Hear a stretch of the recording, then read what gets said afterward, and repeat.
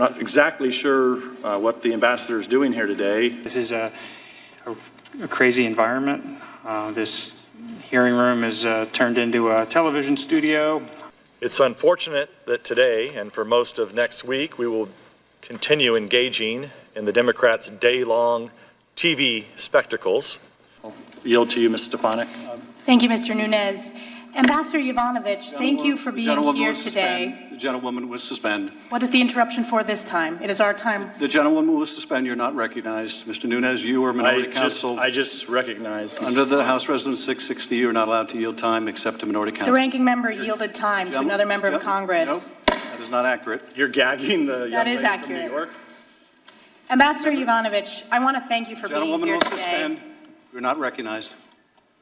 This is the 5th time you have interrupted members of Congress, duly elected members of Congress. The gentlewoman will suspend. Mr. Chair, we control the time. It's been customary of this committee that whoever controls the time can yield to whoever they wish. If we have members of Congress that have a few questions, it seems appropriate that we be able to let Ms. Stefanik ask her questions. Mr. Nunes, you or minority counsel are recognized. All right. Mr. Castor, you're recognized. Mr. Chairman, I have a parliamentary inquiry. The gentlewoman is not recognized. I do want to comment, Mr. Chairman, I have a point of order under H.Res. 660. The gentlewoman will state her point of order. The point of order is, will the chairman continue to prohibit witnesses from answering Republican questions as you've done in closed hearings and as you did this week when you interrupted our questions? That is not a proper point of order. The gentlewoman will suspend.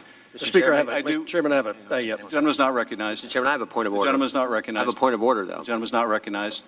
I do want to respond. I allowed the ranking member to. I have a point of order. The gentleman is not recognized. Mr. Chairman, there are 4 transcripts that have not been released. The gentleman is not recognized. Holy The ranking cow. member was allowed to exceed the opening statement, and I was happy to allow him to do so. I do want to respond to the call record. First of all, I'm grateful that the President has released the call record. I would now ask the President to release the thousands of other records that he has instructed the State Department not to release, including Ambassador Taylor's notes, including Ambassador Taylor's cable, including George Kent's memo, including documents from the Office of Management and Budget about why the military aid was withheld. Mr. Chairman, I want you to release the 4 gentleman is not transcripts of recognized. depositions. That's my point of order. The gentleman will suspend. We would ask the President to stop obstructing the impeachment inquiry. And while we're grateful he has released a single document, he has nonetheless obstructed witnesses in their testimony and the production of thousands and thousands of other records. And finally, I would say this, Mr. President.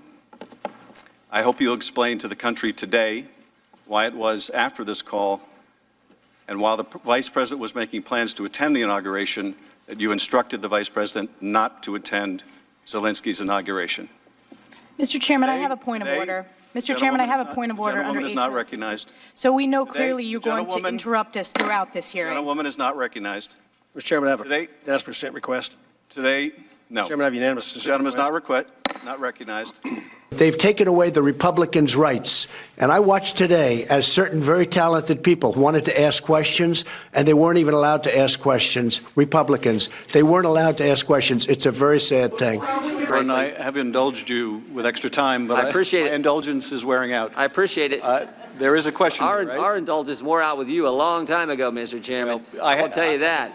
I'm about to gavel you down, so if you have a question, I suggest you. I'm asking her: do you think there's maybe a reason that this was that President Trump's concern was justified? You know, I can't speak for the president on this. Is it your understanding that what Vladimir Putin is saying here in this press statement in February 2017 is similar to what President Trump says on the July 25th call related to the 2016 election? Maybe. President Trump says the other thing. There's a lot of talk about Biden's son, that Biden stopped the prosecution, and a lot of people want to find out about that. So whatever you can do with the Attorney General would be great.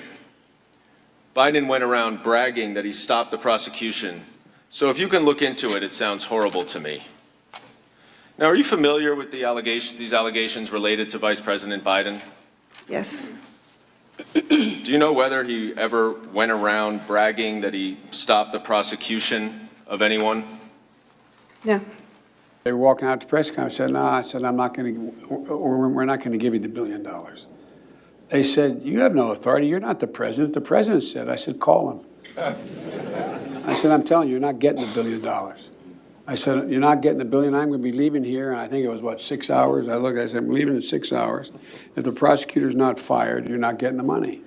Well, son of a bitch. Got fired.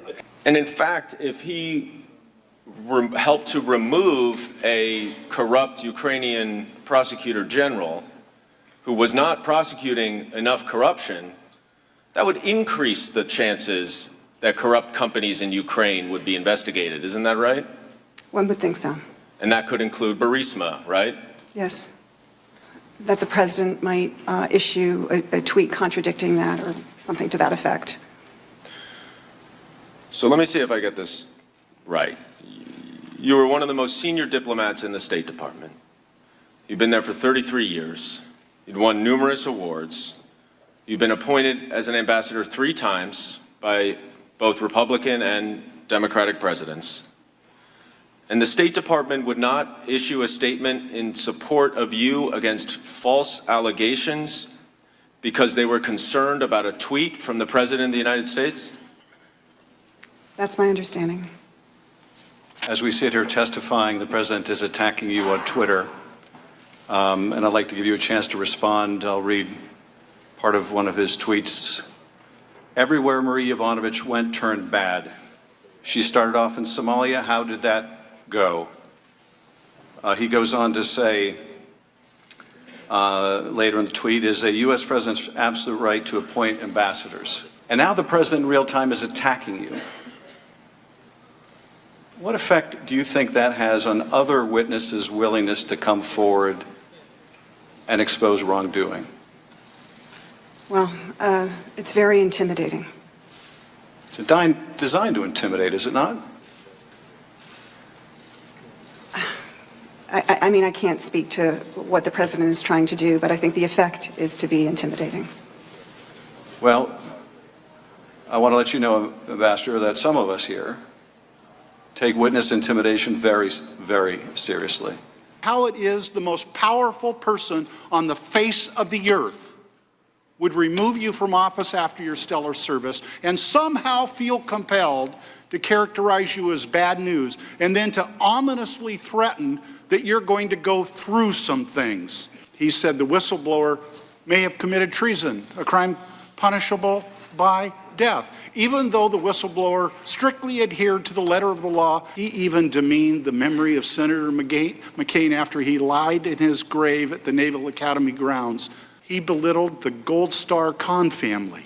It's not the end of a Hallmark movie. It's the end of a really bad reality TV show brought to you by someone who knows a lot about that.